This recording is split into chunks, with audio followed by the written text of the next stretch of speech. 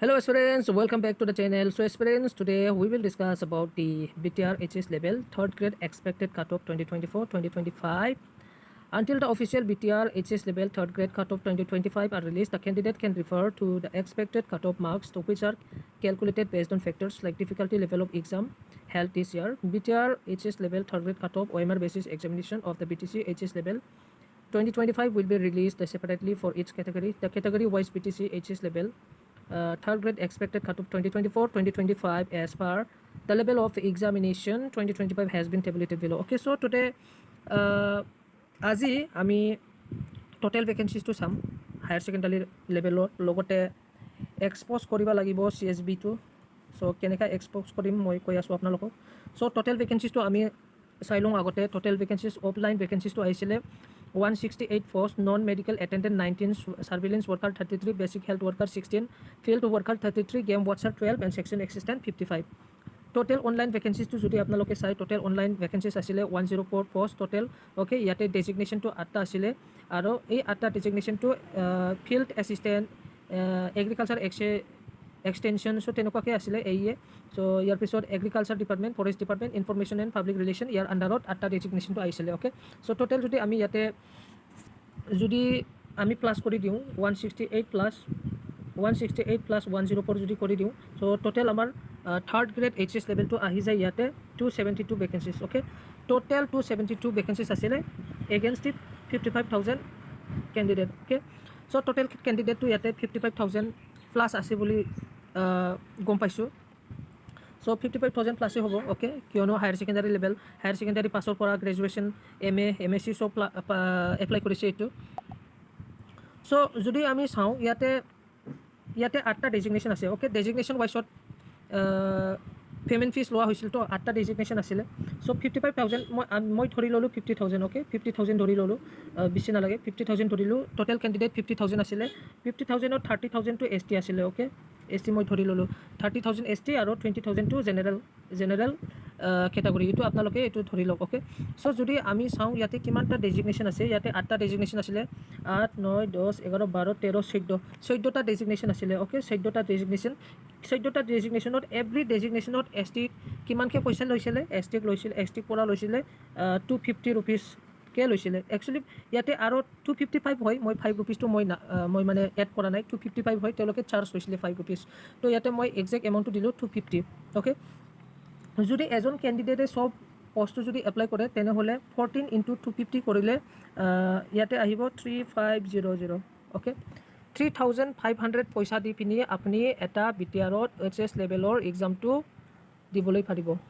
যদি আপোনাক চব ডেজিগনেশ্যনটো এপ্লাই কৰিবলৈ ইচ্ছা আছে, HS লেভেল 3rd গ্ৰেডৰ যদি জব লাগে BTRত, তেনেহ'লে আপোনালোকে 3,500 পইচা দিবলৈ লাগিব। অ'কে, চ' মই ধৰিলোঁ 3,000 পইচাটো এজন কেণ্ডিডেটে দিব। অ'কে, কিন্তু আমাৰতো এজন কেণ্ডিডেট নহয়, আমাৰ কিমান কেণ্ডিডেট আছিলে, আমাৰ STটো আছিলে 30,000। মই আপোনালোকক এজুম কৰিব দিছিল না, 30,000টো যদি আমি মাল্টিপ্লাই কৰোঁ কিমান পাইছিলোঁ আমি, এজনে কিমানকৈ পইচা দিছিলে, এজনে পইচা দিছিলে 3,500। অ'কে, 3,500 টকা দিলে এইটো 14টা ভেকেঞ্চিজটো এপ্লাই কৰিব পাৰে। অ'কে, চ' আমি 30,000 ST এক্সপিৰিয়েঞ্চ ল'লোঁ আৰু এটা পষ্টত যদি এজন মানুহে 30,000 এক্সপিৰিয়েঞ্চ আৰু এজন মানুহে কিমানকৈ পইচা দিছে 3,500। অ'কে, চ' এইটো যদি আমি মাল্টিপ্লাই কৰোঁ তেনেহ'লে ইয়াতে এমাউণ্টছ কিমান আহে জানা না guys? That's a fucking crazy amount. 10 crore 50 lakhs. भैया ये कमाने का आसान तरीका है। চাইছে গাইজ, এইটো STৰ পৰা পইচা, অনলি ST 10 crore 50 lakhs কেণ্ডিডেটে দিছে।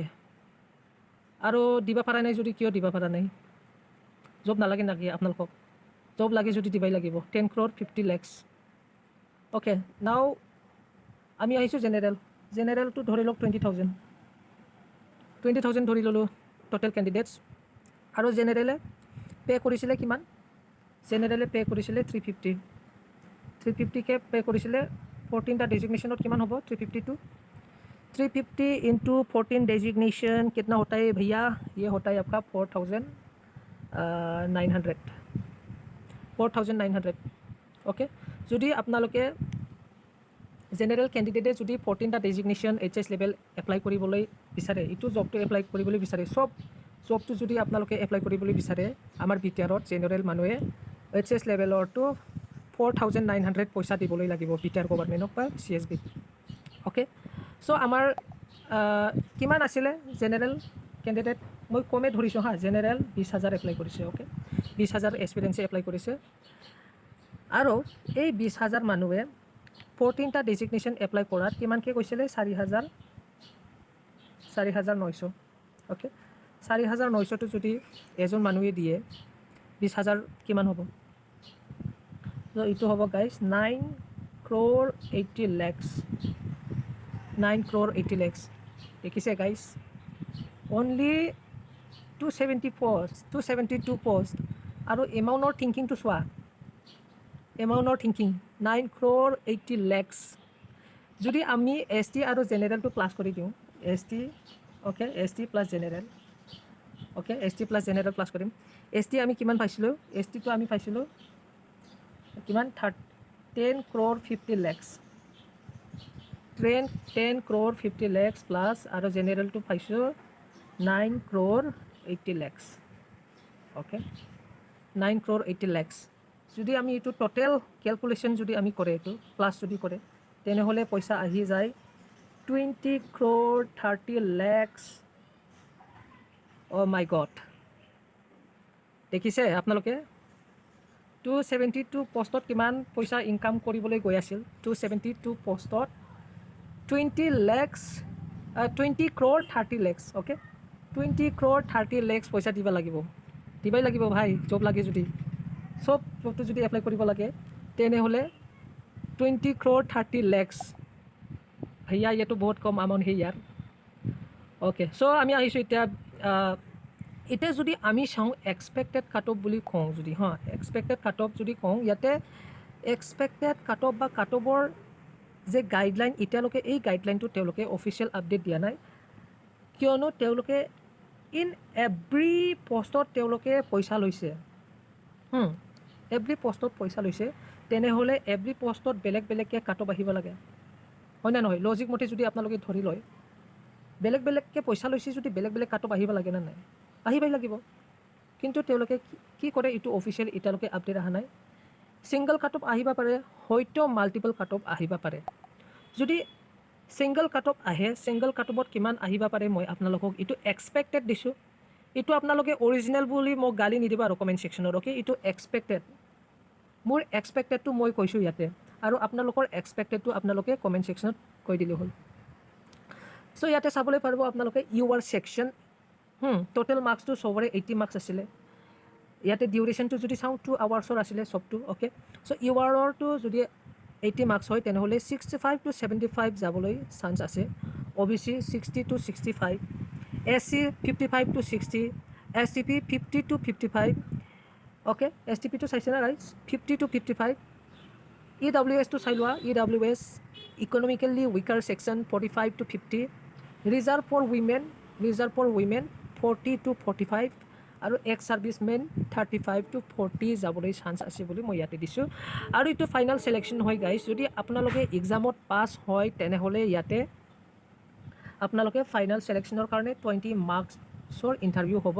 আৰু এই 20 মাৰ্কছৰ ইণ্টাৰভিউত অনলি 10 মাৰ্কছ থাকিব গাইজ অ'কে ইয়াতে ইণ্টাৰভিউত 20 মাৰ্কছ দিয়া আছে হয় জানো কিন্তু ইণ্টাৰভিউত 10 মাৰ্কছে থাকিব বাকীটো আপোনালোকে জংঘল কাটি পিনি ল'ব লাগিব এই 10 মাৰ্কছটো জংঘলত পাব আপোনালোকে জংঘল কাটিব লাগিব অ'কে এইটো 10 মাৰ্কছৰ ইণ্টাৰভিউ হ'ব চ' এক্সপিৰিয়েঞ্চ এইটোৱে আছিল মোৰ কাট অফ এনালাইচিছ যদি আপোনালোকে ভাল লাগিছে মোৰ এনালাইচিছটো আপোনালোকে প্লিজ লাইক শ্বেয়াৰ ছাবস্ক্ৰাইব আৰু নিজৰ যে এক্সপেক্টেড কাট অফ এইটো কমেণ্ট ছেকশ্যনত কমেণ্ট কৰি দিয়ক থেংক ইউ